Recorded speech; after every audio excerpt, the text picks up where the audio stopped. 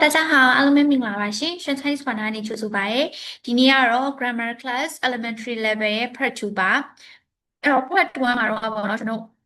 ဒီ past speech 词性နေပြောပြီးသွားပြီ။အဲ့တော့ပြီးသွားလို့ရှိရင်တရုတ်စာရဲ့အခြေခံ sentence structure ပေါ့နော်။ဘာ grammar မှမသိခင်ကတည်းကသူ့ရဲ့grammar ကဒီ sentence တွေကဘယ်လိုမျိုး structure နဲ့ရှိလဲပေါ့နော်။ဒီဝါကျတိဆောက်ပုံအဲ့ဒီဝါကျတိဆောက်ပုံအကြောင်းလေးနည်းနည်းပြောပြပါမယ်။အခြေခံဝါကျတိဆောက်ပုံပေါ့နော်။အဲ့တော့ရှတို့မြန်မာနဲ့မတူပါဘူးမြန်မာကကြတော့ရှတို့မြန်မာကကြတော့ဥမာသူပန်းကြီးကိုစားတယ်ဆိုရင်စားတယ်ဆိုတဲ့ verb ကနောက်ဆုံးမှထားပေးရမှာ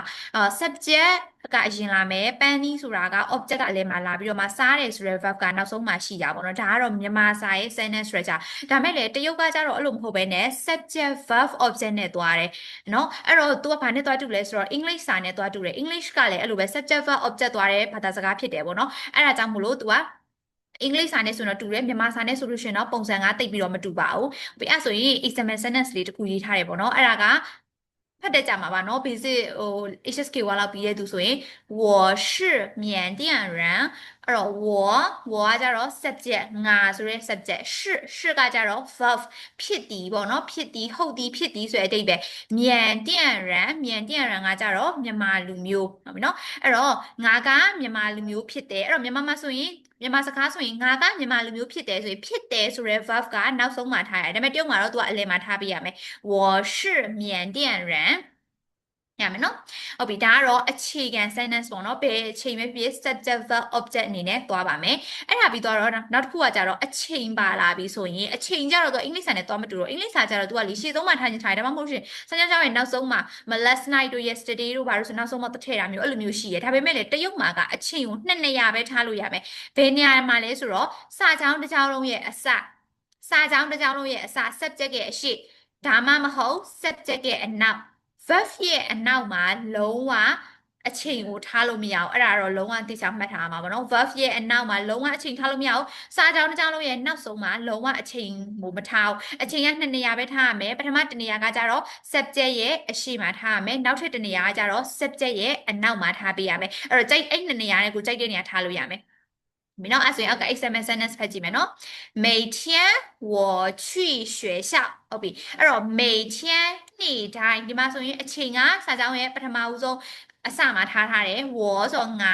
去သွားသည်ရွှေလျှောက်ဆိုကျောင်းအဲ့တော့မနေ့တိုင်းငါကျောင်းသွားတယ်အဲ့တော့ဒီမှာဆိုလို့ရှိရင်အချိန်每天 subject က我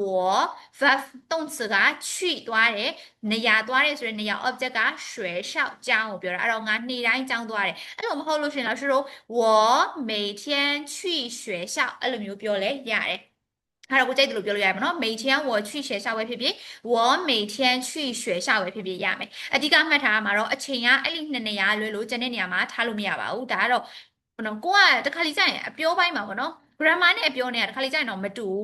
းအပြောပိုင်းမှာကျတော့ကိုကအမှတ်တမဲ့တခြားနေရာတွေမှာထားခဲ့မိတယ်ထားခဲ့ပြီးတော့ဟိုအဲ့ဒါကြာမှန်နေတာပဲငါဘယ်သူမှလည်းမှားတယ်မပြောဘူးဆိုတော့အဲ့လိုမျိုးတွေတွေးတာရှိရပေါ့နော်ဒါပေမဲ့လည်းအပြောပိုင်းမှာကျတော့လူတွေက grammar နီးကြရင်လည်းအချိန်တိုင်းပြောနေရမဟုတ်ပြီးတော့အကုန်လုံးပေါ့နော်ဒါ grammar မှန်တယ်မှားတယ်လည်းဘယ်သူမှမဆုံးဖြတ်ဘူးပေါ့နော်တရုတ် native တွေတောင်မှကျဆိုလည်းမြန်မာစကားမှဆိုလည်းမြန်မာစကား native တွေတောင်မှ grammar မှားသုံးနေရတယ်အများကြီးရှိတယ်ဒါပေမဲ့လည်းဒါကစကားပြောပဲရမယ်အဲ့တော့တရုတ်စာနဲ့ပတ်သက်ပြီးကိုယ်ဆောင်းဝဲဖြည့်မယ်ထားပါတော့ HSK ပဲထားအောင်အနှိမ့်ဆုံး HSK ဖြည့်မယ်ဆိုလို့ရှိရင်တော့ writing ဘိုင်းတွေ reading ဘိုင်းတွေမှာ grammar pattern အရာလုံး grammar pattern နဲ့ပဲတိစောက်ထားတာဖြစ်တယ်ဘာသာစကားတစ်ခုဆောင်းဝဲဖြည့်မယ်ဆိုရင်အဲ့ကြလို့ရှိရင်ဒီလို grammar pattern တွေကမှန်ကန်နေဖို့လိုတယ်အထူးသဖြင့်စာကြောင်းစီတာအဲ့ဒီ shoe share ဘိုင်းမှာ HSK 3 HSK 4မှာပါလိရှိရဲ့စာကြောင်းစီတာတွေအဲ့ဒါတွေဆိုလို့ရှိရင်ဒါတွေကအရင်အရေးပါတယ်ပေါ့နော် speaking မှာမသိတာပဲမဲ့ writing ကြလို့ရှိရင်ဒီ sentence structure တွေမှန်မှကိုကစာမွေးမှာအမှတ်ကောင်းပါပေါ့နော်ဟုတ်ပြီနော်ဟုတ်ပြီအဲ့ဆိုရင်နောက်တစ်ခုပေါ့နော်နောက်တစ်ခုကကြတော့သူ့ရဲ့ noun phrase ပေါ့နော်အဲ့တော့ noun phrase ကnoun အစုလေးပေါ့နော်အဲ့တော့အင်္ဂလိပ်စာမှာလည်း noun phrase ဆိုရှင်အဲ့တော့တရုတ်မှာ noun phrase ကိုဘယ်လိုရေးလဲပေါ့အဲ့တော့ဘယ်လိုရေးလဲဆိုရှင်လို့ရှိရင်မြန်မာမှာပေါ့နော်ဥမာចောင်းသားတစ်ယောက်ဟုတ်ပြီចောင်းသားတစ်ယောက်ဆိုတဲ့စကားကိုကြည့်လိုက်မယ်ចောင်းသားတစ်ယောက်ဟုတ်ပြီအဲ့ဒါဆိုရင်ចောင်းသားတစ်ယောက်ကိုခွဲခြမ်းစိတ်ဖြာမယ်ဆိုចောင်းသားက noun တစ်ကကြတော့ဒါ numbers ရောက်ဆိုတာကကြတော့ဒါမျိုးပြပစ္စည်းเนาะရောက်အကြောင်းသားတစ်ယောက်အဲ့လိုမျိုးပုံစံနဲ့တည်တယ်ဒါပေမဲ့တရုတ်စာမှာじゃအဲ့လိုမဟုတ်ဘူးเนาะတရုတ်စာမှာက number ကိုရှေ့ဆုံးမှာထားပေးရမယ် number အရေးအတွက်ပြီးတော့မှမဲရှားဝေါ်လာမယ်မဲရှားဝေါ်ဆိုမျိုးပြပစ္စည်းလာမယ်ပြီးတော့မှ noun ဒီပေါ့เนาะ noun ပေါ့နော် noun တစ်ခုခုလာမယ်အဲ့တော့ဒီမှာဆိုရင်一个水箱ကျောင်းသားတစ်ယောက်မြန်မာကျတော့ဒီကနေစပြန်တာကျောင်းသားတစ်မှာစပြန်တယ်ကျောင်းသားဒီမှာဆိုရင်ဒါဒုတိယအနေနဲ့တစ်ပြီးတော့မှကျောင်းသားတစ်ယောက်ကျောင်းသားတစ်ယောက်မြန်မာလိုဘာသာပြန်ရင်ကြတော့အဲ့လိုဖြစ်သွားတာတရုတ်မှာကျတော့သူ့ရဲ့ noun phrase တစ်ခုရေးမယ် numbers လည်းပါမယ်မဲရှားဝတ်လည်းပါမယ် noun လည်းပါမယ်အစဉ်လိုက်တိုင်း number မဲရှားဝတ် noun အဲ့တိုင်းပဲရေးပေးရမယ်ဥပမာထားပါတော့ဆရာတယောက်ဆိုရင်一个老师ဟုတ်ပြီနော်ဥပမာဆရာဝန်တယောက်一个鱼香ခွက်တစ်ခွက်一个杯子老师杯တစ်ခုတည်းကိုပဲ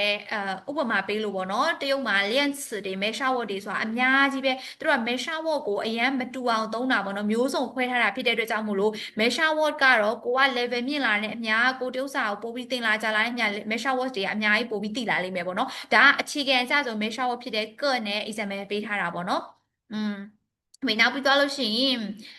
ကပ်ပြီးသွားရှင်နောက်နည်းနည်းတော်တော်များသိရကကြတော့ပန်ကိုသိလိမ့်မယ်ပန်ကကြတော့ဒီလိုမျိုးလေးเนาะဟန်ရှုဖြေနာဟန်နဲ့ရေးတဲ့ပန်เนาะစာအုပ်ကိုရည်တွက်တဲ့တအုပ်နှစ်အုပ်ဆိုတဲ့ဟာဟုတ်ပြီရီပန်ရှုစာအုပ်တအုပ်အဲ့လိုမျိုးပေါ့เนาะအဲ့လိုမျိုး measure word အဲ့တော့ noun phrase တစ်ခုရေးမယ်ဆိုရင်တရုတ်မှာက number အရင်လာမယ် measure word လာမယ်ပြီးရင် noun လာမယ်နော်အဲ့တော့ဒီ၃ချက်ပေါ့နော်အဲ့ဒီ၃ချက်ကတော့တရုတ်စာမှာဒီ Chinese မှာပေါ့နော် Chinese language မှာ sentence တစ်ခုတည်ဆောက်မယ် grammar အရာ sentence တစ်ခုတည်ဆောက်မယ်ဆိုဒီ၃ချက်ကမဖြစ်မနေသိရမယ်အရာပေါ့နော်နော်အဲ့ဆိုရင်ရှင်ဒီနေ့ဗီဒီယိုမှာတော့ basic sentence structure တွေအကြောင်း share လုပ်ပြီးသွားတာပါအဲ့ဆိုရင်ရှင်နောက်ဗီဒီယိုမှာပြန်တွေ့ပါမယ်အားလုံးကြည့်ကြမှာ bye bye